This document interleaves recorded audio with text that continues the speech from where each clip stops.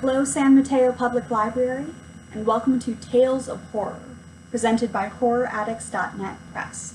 My name is Alanna McFall, and I'm going to be reading a spooky selection from my novel, The Traveling C Incorporeal Circus. C follows two ghosts and a mime as they walk across the country, meeting all sorts of supernatural friends and foes as they go. We join Spirit Chelsea on a remote Nebraska road as the group encounters a creature called a whaler. The sun had started to sink towards the horizon when they saw him standing in the road.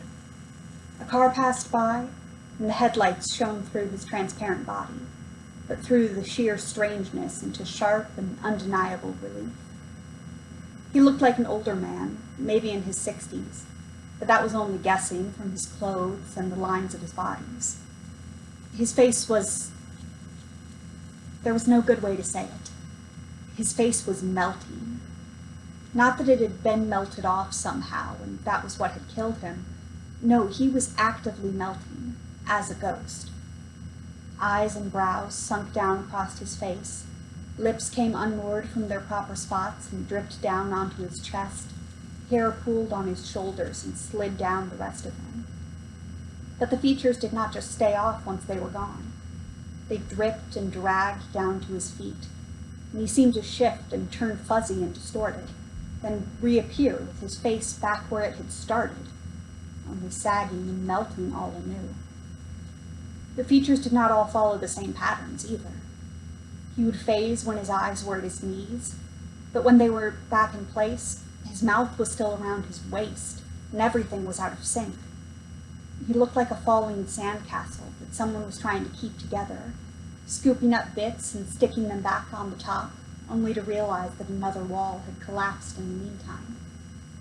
He stood in the middle of the road, watching the pavement with eyes that seemed eager to join it under his feet. Jamie took a step back. Chelsea wondered if it was the stark realization that she was no longer the most frightening thing around them. She heard Sandrika's breath catch in her throat, and saw her try to slip Charlie off of her shoulder and into her pocket. After the weeks of quick growth, it was a tight fit for the kitten, but even the animal seemed to realize that it was a better time for silence just then. Only Carmen seemed unmoved by the sight. Chelsea looked to her with a jerk of her head towards the melting man. Carmen only sighed and shook her head. "No, seriously, Carmen, what is..." But Chelsea was interrupted by the answer to her question, because the man raised his ghostly head to look at them, opened a mouth that was still trying to retreat from his face, and let out a cry.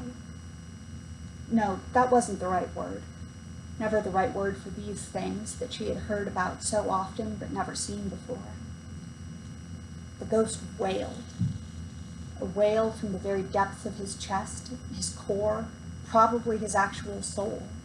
A warbling sob that sounded like it was ripped out of him, the very sounds themselves painful to make. It went on and on and on, far longer than any living lungs could have managed, longer than any other type of ghost would have bothered with. He wailed because he couldn't do anything else, because he did not know how to do anything else, because he was so caught in his own sorrow and pain and loss that all he could bring his immortal soul to do was wail. "Is it dangerous?" signed Sandrika. Chelsea's gaze flicked between her hands and her face, trying to gauge just how she was taking all of this. But with Charlie safely tucked into her coat, there was a sureness and determination on her face. "No," Carmen said with a firmness that Chelsea didn't know how anyone could feel at a time like this. "They are not dangerous. I do not recommend that we spend a great deal of time here, though. Dangerous for your body and harmful for your mind are different things." That was from The Traveling C Incorporeal Circus. My name is Alanna McFall, and this has been Tales of Horror. Thank you so much, and happy Halloween.